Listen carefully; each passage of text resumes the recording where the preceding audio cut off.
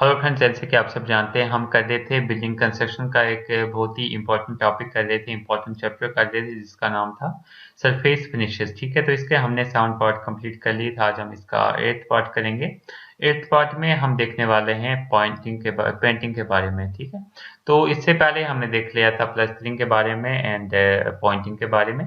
आज हम देखेंगे पेंटिंग के बारे में। तो पॉइंटिंग और पेंटिंग जो है डिफरेंट है, आपको ये ध्यान रखना है कि पेंटिंग और पॉइंटिंग जो है डिफरेंट है। तो हम पेंटिंग की बात कर लें। Painting is the finishing items in any construction. ठीक है, तो पॉइंटिंग क्या है? एक फिनिशिंग आइटम है। ठीक है, तो दीवार को जब हम पेंट कर देते हैं, इसका मतलब हो गया कि दीवार हमारी फिनिश होगी, खत्म होगी, इसका जो सारा काम है खत्म हो गया। ठीक है, painting affects the total appearance of building from inside और आउटसाइड। तो जो अपीयरेंस है, टोटल अपीयरेंस है बिल्डिंग का, उसको अफेक्ट करती है पेंटिंग। जब तक पेंटिंग नहीं की होगी हमने बिल्डिंग को, तो तब तक उसका अपीयरेंस जो है इतना अच्छा नहीं दिखेगा। जैसे ही हम पेंटिंग कर देंगे, उसका जो अपीयरेंस है बिल्डिंग का, चाहे वो अंदर से हो चाहे वो बाहर से हो, वो अच्छा हो जाएगा। ये आपको भी पता है। Therefore, it should be carried out with the great skill of workmanship। ठीक है, तो इससे आपका टोटल अपीयरेंस बिल्डिंग का अच्छा हो जाएगा। तो इसलिए ये जो आपकी जो पेंटिंग है वो अच्छे स्किल से होनी चाहिए। मतलब इसके लिए जो पेंटिंग करने वाला जो पर्सन है वो अच्छा होना चाहिए, उसको पता होना चाहिए पेंटिंग के बारे में, ताकि आपकी जो बिल्डिंग है वो और अच्छी दिखे। Painting is the finishing items in any construction. जैसे कि हमने ऊपर बताया कि ये फिनिशिंग आइटम है किसी भी कंस्ट्रक्शन की। Painting affects the total appearance of building from inside और outside, therefore it should be carried out with the great skill of workmanship. तो ये सेम डेफिनेशन बार बार रिपीट हो गई है, तो आप इसको नहीं लिखेंगे, ये सेम डेफिनेशन यहाँ पे है।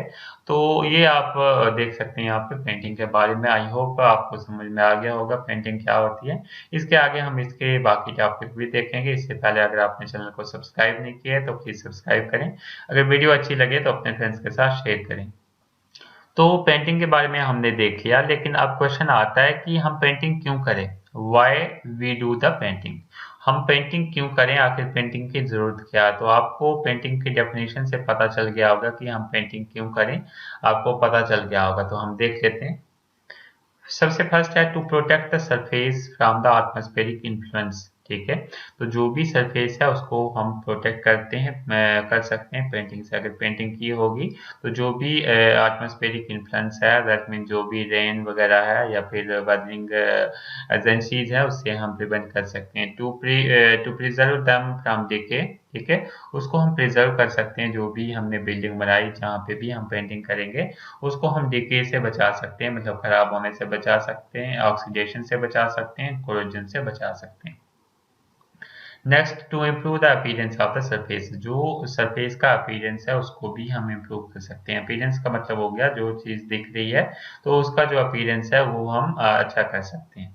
To facilitate the cleaning of the surface, तो मतलब क्लीनिंग जो है उसको हम इजी बना सकते हैं। अगर पेंटिंग की होगी तो उसके ऊपर से हम क्लीनिंग इजिली कर सकते हैं बिल्डिंग की। Type of painting work. ठीक है, तो ये अलग से क्वेश्चन होता है। टाइप ऑफ पेंटिंग वर्क की अगर हम बात करें तो वो हमारे पास होता है, एक इंटीरियर पेंटिंग होता है, एक एक्सटीरियर पेंटिंग होता है, और एक होता है interior common area of the building. ठीक है, तो पेंटिंग की बात करें इसकी टाइप्स की, तो इंटीरियर पेंटिंग हम मतलब अंदर से पेंटिंग करें वो आगे इंटीरियर पेंटिंग। अगर हम बाहर से पेंटिंग करें वो आ गई एक्सटीरियर पेंटिंग। और interior common area of building का मतलब हो गया वो इंटीरियर और एक्सटीरियर दोनों में ही आ जाता है। आई होप ये टॉपिक भी आपको समझ में आ गया होगा। अगर आपको कोई भी डाउट हो आप कमेंट सेक्शन में पूछ सकते हैं। नेक्स्ट इंपॉर्टेंट टॉपिक हमारे पास है कंस्टिट्यूएंट्स ऑफ पेंट। ठीक है, तो अब हमने पेंटिंग की बात की, पेंटिंग क्या होता है। अब हम जो है पेंट की बात करेंगे। तो पेंटिंग किससे करते हैं? पेंट से। पेंट हम यूज करते हैं पेंटिंग करने के लिए। तो अब हमें पता होना चाहिए कि पेंट क्या होता है, इसमें कौन कौन से कंस्टिट्यूएंट है, कौन कौन सी चीजों से पेंट बनी है। ठीक है, तो सबसे पहले हम देख लेते हैं पेंटिंग के जो कंस्टिट्यूएंट है। सबसे पहले होती है हमारे पास बेस। सेकंड हमारे पास होता है व्हीकल। थर्ड हमारे पास होता है पिगमेंट। फोर्थ हमारे पास होता है ड्रायर। और फिफ्थ हमारे पास होता है थिनर। ठीक है, तो ये क्या क्या होता है हम इसके बारे में देख लेते हैं। बेस क्या होती है, व्हीकल क्या होता है, पिगमेंट क्या होता है, ड्रायर क्या होता है और थिनर क्या होता है। सबसे पहले तो हम बात करते हैं बेस की। The principal constituent of paint, ठीक है, तो ये एक प्रिंसिपल कंस्टिट्यूएंट है पेंट का, मतलब ये सबसे ज्यादा पेंट में होता है बेस, ठीक है। It also possesses the binding property, ठीक है, तो इसमें बाइंडिंग प्रॉपर्टी भी होती है, जो बेस है इसमें ही बाइंडिंग प्रॉपर्टी हमारे पास होती है। It forms an opaque coating, ठीक है, ये ओपेक कोटिंग को फॉर्म करता है। Commonly used bases for paints are white lead, तो जो हम बेसिस के लिए यूज करते हैं, जो जो बेसिस हम यूज करते हैं वो कौन कौन सी है कॉमनली यूज बेसिस। सबसे पहला हमारे पास व्हाइट लेड है, इसको हम यूज करते हैं। रेड लेड को हम यूज करते हैं। जिंक ऑक्साइड को हम यूज करते हैं। आयरन ऑक्साइड को यूज करते हैं। टाइटेनियम व्हाइट को हम यूज करते हैं। एल्यूमिनियम पाउडर को हम यूज करते हैं। लिथोफोन को हम यूज करते हैं as a base. Lead paint is suitable for painting, ठीक है, तो मोस्टली जो लेड पेंट है वो सुटेबल होती है पेंटिंग के लिए, ये आपको याद रखना है। Iron and steel works as in stick to them well, ठीक है, तो जो भी हमारे पास लेड पेंट है उसको आयरन और स्टील वर्क के लिए हम यूज करते हैं मोस्टली, वो यहाँ पे ज्यादा जल्दी स्टिक हो जाता है।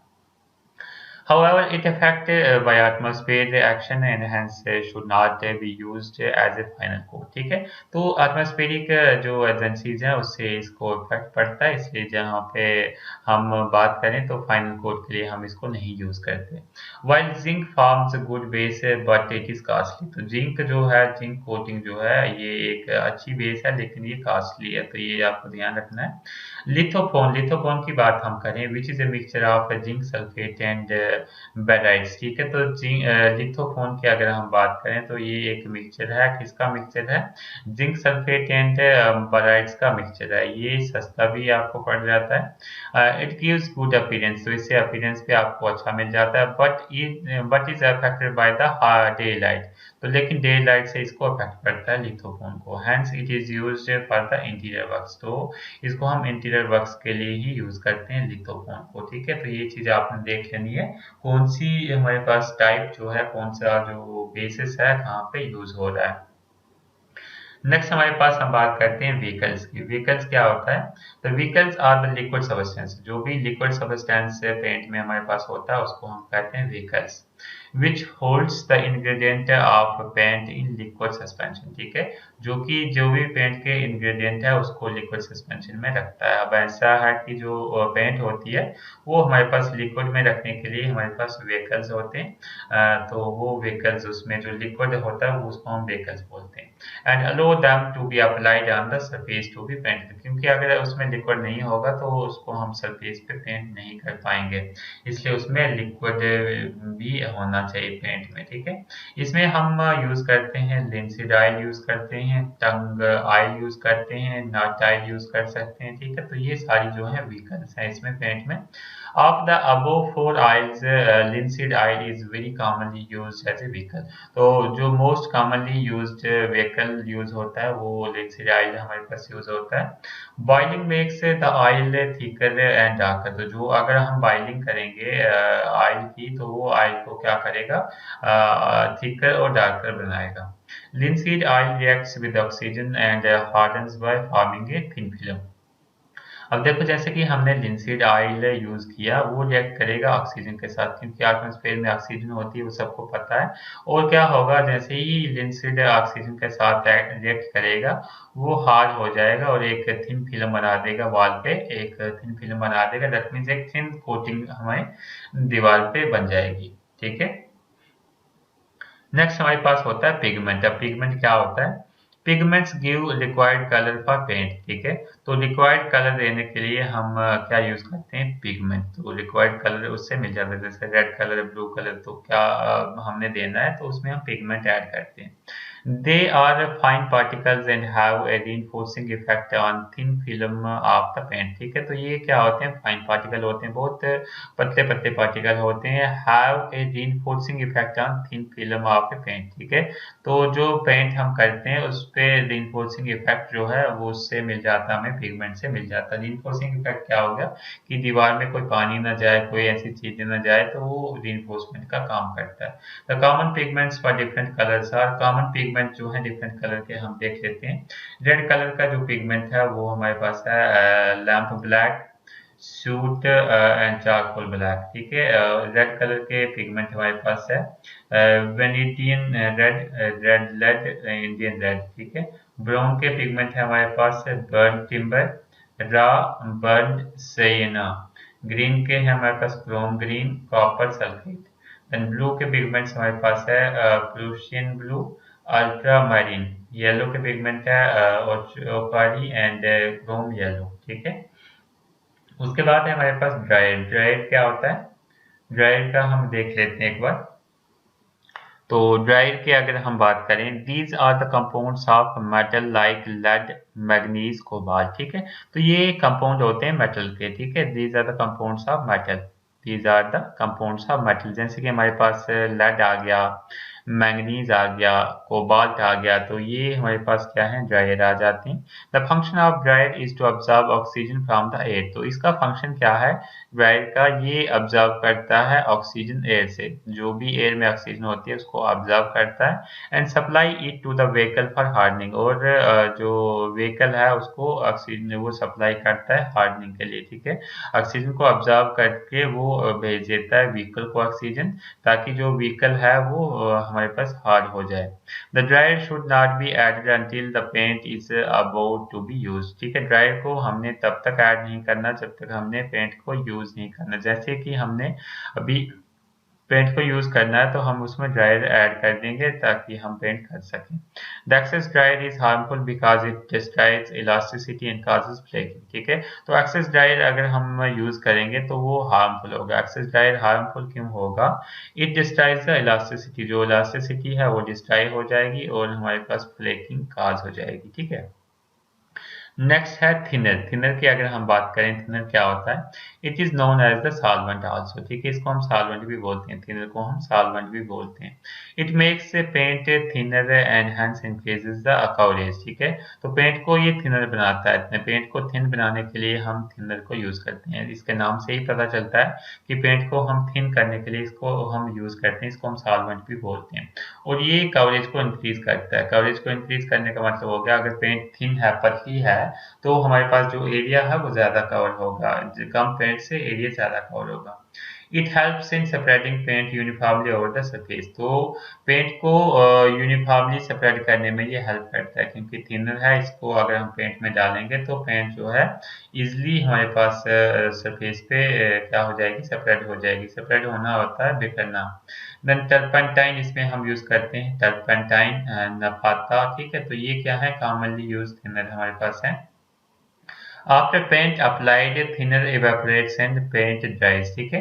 तो जैसे हमने पेंट को अप्लाइड कर दिया, लगा दिया, तो थिनर क्या करता है, इवेपोरेट करता है, मतलब वो हवा में उड़ जाता है और हमारे पास जो पेंट है वो सूख जाती है। तो यही इसमें जो हमने बात की, ये सारे क्या थे, ये सारे हमारे पास कंस्टिट्यूएंट थे, ये हमारे पास कंस्टिट्यूएंट थे पेंट के, ठीक है।